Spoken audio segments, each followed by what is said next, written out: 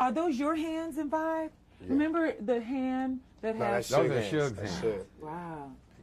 Yeah, that one. I present and... All right, great. Good. Yeah, congratulations on the nomination. Thank you. That means a lot. Your life has changed dramatically in the last 3 years, and then particularly in these last 3 months. No doubt. Okay? Not lying. It has been a big difference. What's it mean to you, especially these last 2-3 months of your life? It is a good reward for the patience of being in a maximum security penitentiary. You know, all the times when I could have acted up, or all the times when I could have went one way and I was like, I know this ain't forever. I'm going to just ride this out, and I know it's going to be my time again. And now it is my time again, and I appreciate everybody that wrote me letters, telling me to be patient and wait, everybody that, you know, helped me to see that, you know, as long as you got your faith, you know, you can ride anything. There's nothing too scary where I'm going to just give up, you know what I mean? I've seen hell and everything after it, so. It's been some very interesting articles out recently. This man here is responsible, Papa G, getting a lot of press out about you all. Let me ask a comment about one of the things that I read. Certainly you're here at the family now. You all call this a family. What's it mean for you to be here with Deathrow? It means that I have to give my 110% so that all the rappers under me can give their 110%, so that everybody else, all the peer rappers like the Dog Pound and Snoop, to give their 110%, should give his 110%, Papa G give his 110%, and that's what makes Deathrow Deathrow. That's what makes us have record-breaking album sales and things like that. Is we give 110%.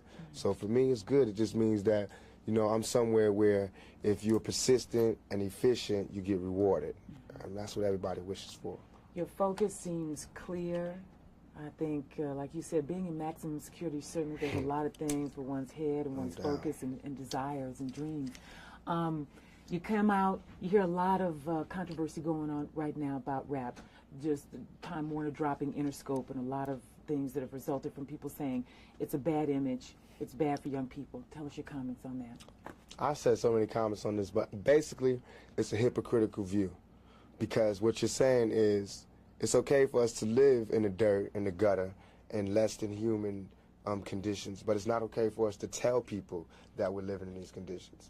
Everything was cool, you know. The ghetto was okay. It was habitable until we started talking about exactly what were the repercussions of living this type of lifestyle. What happens when you live in this kind of environment? What type of person it changes you into? Now all of a sudden it's like you can't talk about that. But this is what we live in. We don't have a choice. You know what I mean? It's either we really kill people, do dope, sell dope, and have murders and do all this crazy stuff, or we talk about the fact that we got so close, man. If it wasn't for this rap thing, we would really have to do A, B, and C. You know what I mean? And that's not good. That's not nothing to look up to, but that's the truth. That's how it is, you know. Every human being inside your chest or your stomach or whatever, we all given from God the survival instinct. And everybody has to live. Self-determination. You have to live. You have to be able to live and survive and live like a human being, not like an animal. So whatever it takes to live like that is what happens, whatever it takes. If you put Bob Dole in those conditions, he would do the same thing. So would C. Dolores Tucker. If she wasn't so rich, she didn't have the pearls, and she didn't have the NAACP backing her up, and all these conventions and coalitions backing up, and she was by herself, and she was on welfare, she would love our music, because she would know what this music breeds. She would know where we from, what we talking about. But from where she at, she can't understand and not understand where they coming from, because now that I got money, it's hard for me to hear a lot of the stuff that we got to listen to. But I can't be a hypocrite, though. I got to understand it's only a few dollars that's keeping me from being that right there. Image is everything. Papa G is taking good care of you guys, you know. Tell me what it means to have George Price behind you all, out there in terms of publicity, really getting the word out, and the truth, as you all want to speak it. What does that mean to you?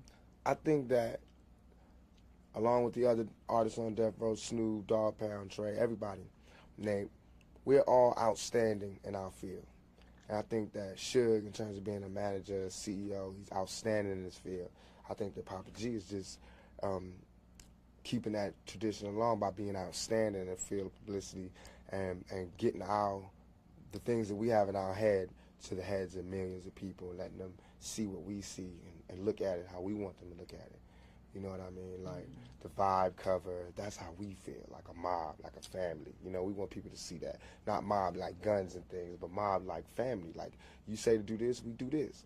And like with the New York Times cover, that's like the ghetto coming home picture, you know what I mean, with the cash and all of that. Every time somebody come out of jail, they got to take those kind of pictures. They got to get their humanity back from all the days they had to bend over and have some man looking in they, you know what I mean, for all the times they had to strip naked, for all the times they had to cut their visit short and couldn't hold their girl and couldn't kiss their girl.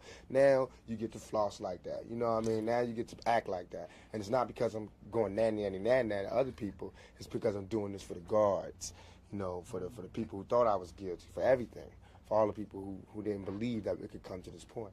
I mean, look, they could shoot me 5 times, call me a rapist, and throw me in jail, and I'm going to bounce back. I'm not going to give up. You know what I mean? That shows the resilience of a young black male and a death row inmate in particular. Thanks a lot.